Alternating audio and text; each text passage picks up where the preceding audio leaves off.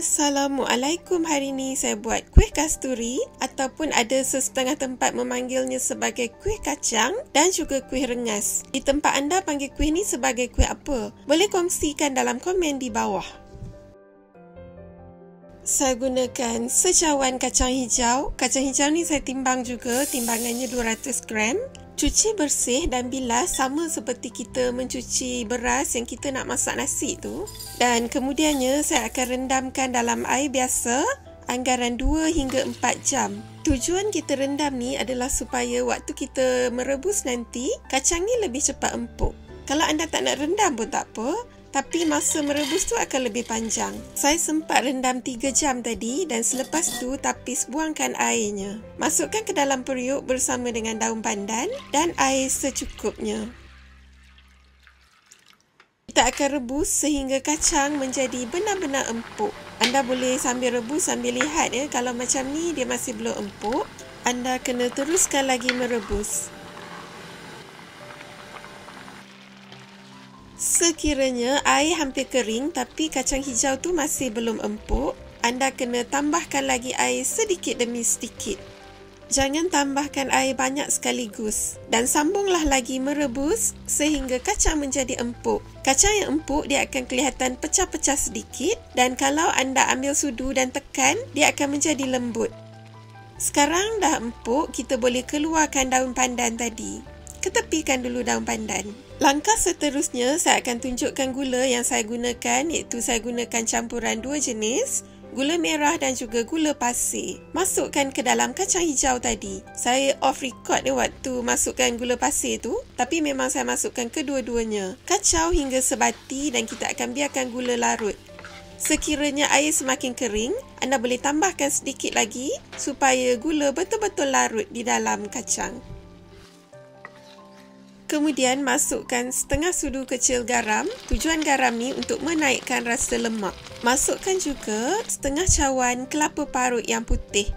Kelapa ni saya beli di pasar. Kalau anda beli tu, sebutkan pada penjual tu kelapa parut untuk buat kuih yang putih. Gaulkan hingga sebati dan masaklah dalam api perlahan. Sentiasa dikacau untuk mengelakkan hangus. Air semakin kering dan akhir sekali, kita akan masukkan pula tepung gandum. Tepung gandum ni sangat penting sebab kalau kita masuk terlalu banyak, kuih kita jadi tak sedap dan juga keras. Anda masuklah ikut sukatan seperti yang saya tunjukkan di sini. Gaulkan hingga sebati dan kelihatan pekat dan kering sedikit. Untuk step ni tak perlu kacau lama. Bila nampak sebati, boleh matikan api. Biarkan inti kacang sejuk sepenuhnya sebelum digunakan.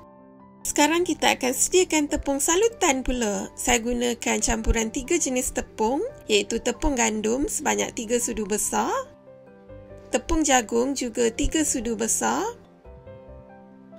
tepung beras juga sebanyak 3 sudu besar. Saya berikan sukatan yang sedikit sebab kuih yang saya buat ni pun dalam kuantiti yang sedikit bagi memudahkan anda untuk mencuba. Masukkan sedikit garam bersama dengan gula pasir. Gula ni tips untuk merangupkan tepung salutan. Masukkan juga serbuk kunyit untuk warna kuning. Kalau anda tak nak letakkan serbuk kunyit, boleh juga digantikan dengan beberapa titis pewarna kuning. Kacau bahan kering hingga sebati. Seterusnya, masukkan 1 sudu besar margarin. Margarin ini pun tips untuk merangupkan tepung salutan. Boleh gaulkan sebati dengan menggunakan sudu ataupun kalau nak ramas-ramas sehingga menjadi seperti serbuk roti pun boleh. Ini pula kapur makan, boleh dibeli di kedai runcit dan pada bahagian atas kapur ni ada air dan bahagian dalamnya ada kapur. Jangan ambil kapur ni nanti pahit. Anda kacau-kacaukan sedikit sehingga bahagian lapisan air tu bercampur dengan kapur tadi dan ambillah sebanyak 1 sudu kecil metrik iaitu 1 TSP dan masukkan ke dalam tepung. Air kapur ni juga tips untuk merangupkan tepung salutan. Kalau susah nak dapat, tak perlu letak ya. Seterusnya, saya gunakan air sejuk daripada peti ais untuk membancuh tepung salutan. Masukkan sedikit demi sedikit sambil kita menggaul perlahan. Jangan terus masuk banyak sekaligus sebab nanti takut terlalu cair. Kalau tepung terlalu cair, nanti tepung ni tak dapat menyalut dengan elok pada inti kacang. Berhenti menambah air jika anda telah mendapat kepekatan yang begini. Ini bahagian sikit air yang saya tak habiskan daripada secawan tadi. Boleh ketepikan dulu.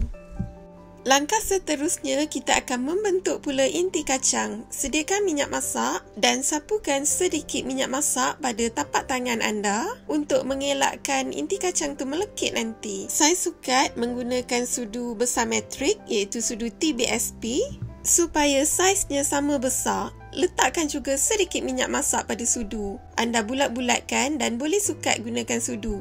Kalau anda tak nak sukat, nak agak-agak pun boleh. Kalau rajin, boleh timbang anggaran 28 hingga 30 gram.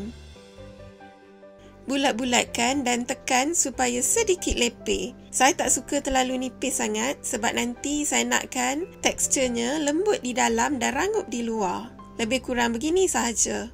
Ulangi proses yang sama sehingga habis kesemua inti kacang dan bolehlah disusun di atas dulang yang telah pun dialas dengan plastik. Saya buat ni saiz yang tidak terlalu besar sangat dan dapat anggaran 25 biji. Kalau anda buat saiz yang besar, mungkin akan dapat kurang lagi daripada 25 biji. Seterusnya, kita akan mula menggoreng pula. Panaskan minyak masak dan tepung salutan tadi kacau-kacaukan dulu supaya bahagian bawah tidak termendap. Ambil inti kacang dan salutkan dalam bancuhan tepung satu demi satu dan terus gorengkan dalam minyak yang panas. Saya biasa gunakan jari, kalau anda nak salutkan guna sudu pun boleh ataupun senduk, dan gorenglah dalam api yang sederhana sehingga masak kepirangan. Kalau anda nak buat frozen, boleh juga. Waktu dah macam ni, tepung tu mulai keras sedikit, bolehlah diangkat. Biarkan kuih sejuk sedikit dan bolehlah dimasukkan ke dalam peti frozen. Balik-balikkan dengan kerap supaya warnanya sekata. Bila nampak kepirangan begini, bolehlah diangkat dan ditoskan minyaknya.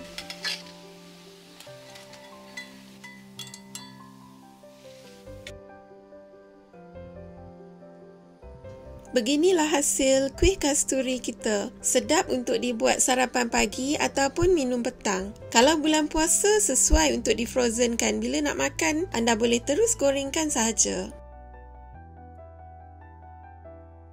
Seperti yang saya sebutkan tadi, saya sukakan bahagian luar yang rangup dan bahagian dalamnya pula lembut dan tidak terlalu nipis seperti ini. Sebenarnya tak susah pun nak membuat kuih ni. Dan saya harap anda sudi mencuba. Selamat mencuba semua. Siap.